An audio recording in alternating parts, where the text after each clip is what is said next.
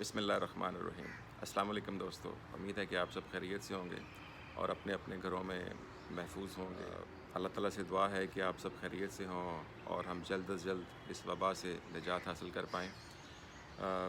اس time کا ایک استعمال کرتے ہوئے میں نے سوچا کہ کیوں نہ کچھ کتابوں کا تعارف آپ سے کروا دوں اور اس چند منٹ کی ویڈیو میں آپ پوری کتاب پڑھنے کا لطف اٹھا سکیں۔ تو آج جس کتاب کا میں نے آپ کے لیے انتخاب کیا ہے، اس کتاب سے میرا اپنا تعارف اس وقت ہوا تھا جب میں ایم اے کر رہا تھا۔ میری مراد آواز دوست سے ہے، اور آواز دوست ایک بہت اچھی کتاب ہے۔ یوں تو اس کتاب کے مصنف نے اور بھی کتابیں لکھی جس میں سفر نصیب اور لوح ایام شامل ہے۔ ہم میں سے بہت سارے دوست تو یقیناً جانتے ہیں کہ اس کتاب کے مصنف مختار مسعود صاحب ہیں، لیکن جو طالب علم ابھی ان سے متعارف نہیں ہے ان کے لیے عرض کر دوں کہ یہ مختار مسعود صاحب قیام پاکستان سے قبل تقریباً 1926 میں پیدا ہوئے، علی گڑھ مسلم یونیورسٹی سے وابستہ رہے، تحریک پاکستان کے سرگرم کارکن رہے، اور جب پاکستان بن گیا تو پھر یہ 1949 میں سول سروس میں آئے اور بہت اہم پوزیشنز پر تعینات رہے۔ مختلف اضلاع میں ڈپٹی کمشنر کی ذمہ داریاں نبھاتے رہے، کمشنر بھی رہے، وفاقی سیکٹری بھی رہے۔ جب وہ علاقائی تعاون کی تنظیم RCD بنی تو اس میں بھی ان کو اہم ذمہ داری دی گئی اور یہ ایران میں تعینات رہے، اور وہاں پر بھی انہوں نے اپنے تجربات کے حوالے سے ایک کتاب لکھی۔ اور ایک ان کا تعارف یہ بھی ہے کہ یہ پنجاب یونیورسٹی کے سلیکشن بورڈ کا بھی حصہ رہے، اور پنجاب یونیورسٹی کے بہت سارے اساتذہ کی ایک بڑی کھیپ ان کے ہاتھوں منتخب ہو کر یونیورسٹی کا حصہ بنی۔ میں خود جب لیکچرر منتخب ہوا اور اس کے بعد اسسٹنٹ پروفیسر منتخب ہوا تو یہ سلیکشن بورڈ کا حصہ تھے۔ کتاب کی طرف آتے ہیں۔ آواز دوست کا جو پہلا ایڈیشن ہے یہ 1973 میں شائع ہوا، لگ بھگ نصف صدی ہونے کو ہے، اور اس عرصے میں ان کے کوئی 47 کے قریب ایڈیشن شائع ہو چکے ہیں۔ اس سے آپ اندازہ لگا سکتے ہیں کہ یہ کتاب کتنی زیادہ پاپولر رہی، اور بڑی مختصر سی کتاب ہے۔ اس کتاب کے تقریباً 231 صفحات ہیں، اور اس کتاب کے اندر صرف 2 حصے ہیں۔ عام طور پر جو کتاب کا دیباچہ ہوتا ہے وہ اس کتاب کا تعارف ہوتا ہے، تو اس کتاب کا جو دیباچہ ہے وہ صرف 2.5 سطروں پر مشتمل ہے، اور اس میں یہ بتایا گیا کہ اس کتاب کے اندر کیا ہے۔ اس کتاب کے جو کنٹینٹس ہیں وہ بھی صرف 2 ہیں، ایک مینار پاکستان کی کہانی اور ایک کہت الرجال۔ جو مینار پاکستان کی کہانی ہے وہ صرف 35 صفحات پر مشتمل ہے، لیکن ان 35 صفحات کا بہت خوبصورتی سے استعمال کیا گیا ہے، پوری تحریک پاکستان اس میں سمو دی گئی ہے۔ اور جو اس کتاب کا دوسرا حصہ ہے کہت الرجال، وہ تقریباً 185-86 صفحات پر مشتمل ہے۔ یوں یہ مکمل کتاب 231 صفحات پر مشتمل ہے۔ اس کا جو پہلا حصہ ہے مینار کی کہانی، اس کا آغاز وہ ایسے کرتے ہیں کہ جب یہ مینار پاکستان بننے جا رہا تھا تو مینار پاکستان کی تعمیر کے حوالے سے جو حکومت پاکستان نے ایک کمیٹی تشکیل دی تھی، اس کی سربراہی انہوں نے مختار مسعود کو سونپی۔ تو مختار مسعود صاحب لکھتے ہیں کہ میں مینار جہاں تعمیر ہونا تھا وہاں پہنچا، اور یہ بحث شروع ہوئی کہ اس مینار کا کیا نام رکھا جائے۔ تو یہاں سے وہ اپنی گفتگو کا آغاز کرتے ہیں اپنی کتاب کے اندر، اور کہتے ہیں کہ یادگار کا لفظ استعمال ہوا کہ یہ قیام پاکستان کی ایک یادگار ہے۔ اس شہر میں اس جگہ پر پاکستان بنانے کے لیے ایک قرارداد منظور ہوئی تھی، اور وہ لکھتے ہیں کہ عام طور پر قراردادوں کی یاد میں کوئی مینار نہیں تشکیل پاتے، کوئی مینار نہیں تعمیر کیے جاتے۔ یہ ایک واحد ایگزامپل ہے، ایک سول ایگزامپل ہے کہ کسی ملک کے اندر کسی قرارداد کی یاد میں کوئی مینار تعمیر کیا جائے۔ پھر وہ بڑی خوبصورتی کے ساتھ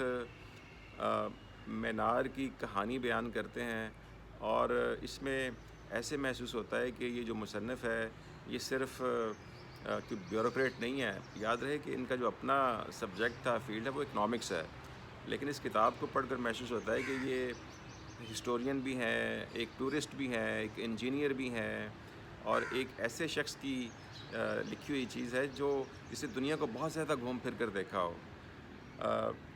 اور وہ مینار کی کہانی بتاتے ہوئے ہمیں پوری دنیا کے اندر جو بڑے بڑے مینار ہیں ان سے متعارف کرواتے ہیں. مینار کی اپنی کیا تاریخ ہے، دنیا کے اندر جو بڑے بڑے مینار بنے ہوئے ہیں وہ کیوں بنے تھے، ان کے پیچھے کیا بیک گراؤنڈز ہیں. اور پھر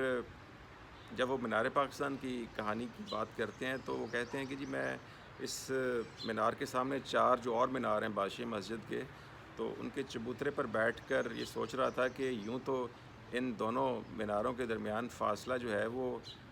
چند گز کا ہے، لیکن یہ جو چند گز ہیں یہ 3 صدیوں پر پھیلے ہوئے ہیں. اور وہ پھر ان 3 صدیوں کو، یعنی کہ اورنگزیب عالمگیر سے لے کر جس نے کہ بادشاہی مسجد تعمیر کی تھی اور مینار پاکستان کی تعمیر تک کے جو 300 سال ہیں، اس کو وہ بہت خوبصورتی، اس کے اندر جتنے بھی مائل سٹونز آتے ہیں، جو سنگ میل آتے ہیں، وہ ایک ایک سنگ میل کا پورا احاطہ کرتے ہیں کہ کس طرح علی گڑھ سے لے کر قرارداد پاکستان کی منظوری تک ہندوستان کے مسلمانوں نے اپنا تاریخی سفر کا آغاز کیا، کن کن مراحل سے ان کو گزرنا پڑا. اس مرحلے کے اندر وہ جو مسلمانوں کی سیاسی جماعتیں تھیں ان کا کیا کردار تھا، جو مسلمانوں کے اہم سیاسی رہنما تھے ان کا کیا کردار تھا، اور پھر انگریزوں اور ہندوؤں کے ساتھ جو ایک سہ فریقی جنگ لڑی گئی وہ کس طرح کامیاب ہوئی. تو اگر آپ آرٹسٹ ہیں، اگر آپ انجینئر ہیں، اگر آپ مورخ ہیں، اگر آپ ایک اچھے قاری ہیں، کتاب پڑھنا چاہتے ہیں اور آپ یہ جاننا چاہتے ہیں کہ تحریک پاکستان کیا تھی اور یہ کس طرح کامیاب ہوئی، اور اگر آپ یہ جاننا چاہتے ہیں کہ دنیا کے اندر مینار کیوں تشکیل پائے، کیوں تعمیر کیے گئے، اور ان میناروں کے پیچھے کیا کہانیاں تھیں، فرانس کے مینار، یورپ کے اندر جتنے بھی مینار تھے، پھر اسلامی دنیا کے میناروں کا وہ ذکر کرتے ہیں، تو یہ کتاب ایک بہت خوبصورت امتزاج ہے ان ساری چیزوں کا.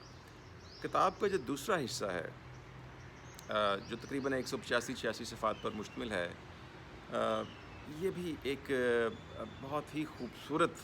تحریر ہے. اس کا ٹائٹل انہوں نے کہت الرجال رکھا، اور اس کتاب کے اندر، اس حصے کے اندر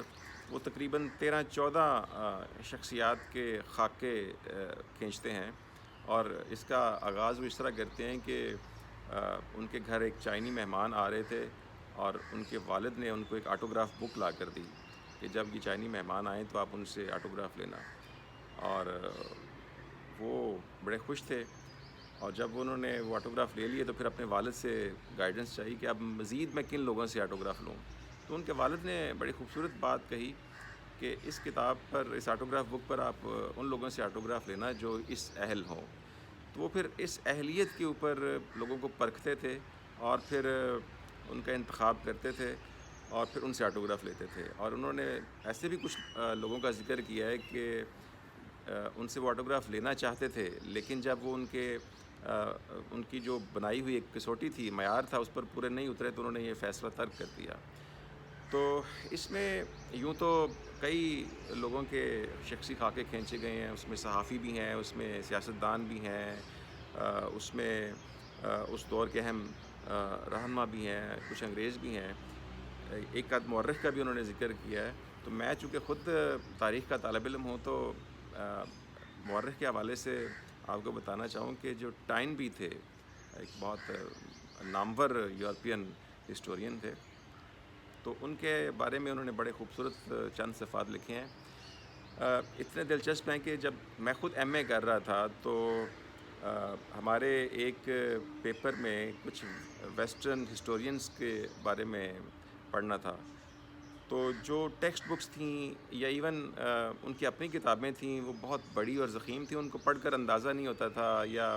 چیزوں کی سمجھ نہیں آتی تھی. لیکن جب میں نے مختار مسعود صاحب کی یہ کتاب پڑھی اور اس میں ٹائنبی کے جو 4-5 صفحات تھے وہ اتنی خوبصورتی سے ان کو ڈسکرائب کیا گیا ہے، ان کی شخصیت کو، ان کے کام کو، کہ مجھے اور کسی کتاب میں اس طرح خوبصورت تحریر نہیں ملی. مثلاً ٹائنبی کا جو کانسیپٹ ہے چیلنج اینڈ رسپانس کا، کہ قوموں کو عروج کیسے آتا ہے اور زوال کیسے آتا ہے،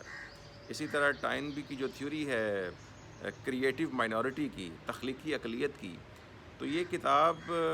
ایک خوبصورت انداز میں ان دونوں چیزوں کو ایکسپلین کرتی ہے۔ مجھے ٹائن بی کو سمجھنے کے لیے یہ 4 صفحات سے جتنی ہیلپ ملی وہ کسی اور کتاب سے نہیں ملی۔ اسی طرح حضرت موہانی کے حوالے سے، قائد اعظم کے حوالے سے، اور تحریک پاکستان کے جو اور نامور راجہ صاحب محمود آباد تھے، اور اسی طرح کچھ انگریزوں کا وہ ذکر کرتے ہیں، تو آپ وہ 4 5 5 6 صفحات جو ان کے اوپر لکھے ہوئے ہیں وہ آپ پڑھیں تو آپ کو اندازہ ہوگا کہ یہ ایک ایسے ادیب کے لکھے ہوئے الفاظ ہیں جس کو نہ صرف اس کنٹیمپرری ہسٹری کا پتہ ہے، بلکہ وہ ان کرداروں کے بیک گراؤنڈ کے حوالے سے بھی جانتے ہوئے نظر آتے ہیں، اور ایسے محسوس ہوتا ہے کہ جیسے آپ خود ان لوگوں کے ساتھ گفتگو کر رہے ہیں۔ تو یہ تو اس کتاب کا تعارف تھا۔ تو میں یہ اپنے طالب علموں سے ضرور ریکویسٹ کروں گا، ان کو سجیسٹ کروں گا کہ آپ اس لاک ڈاؤن کی صورتحال میں ایک یہ مختصر سی کتاب ہے، اور اس کا میرا خیال PDF ورژن جو ہے وہ انٹرنیٹ پر اور ویب پر بھی موجود ہے، تو آپ اس کو ڈاؤن لوڈ کریں اور پڑھیں اور اس کتاب سے لطف اندوز ہوں۔ بہت شکریہ۔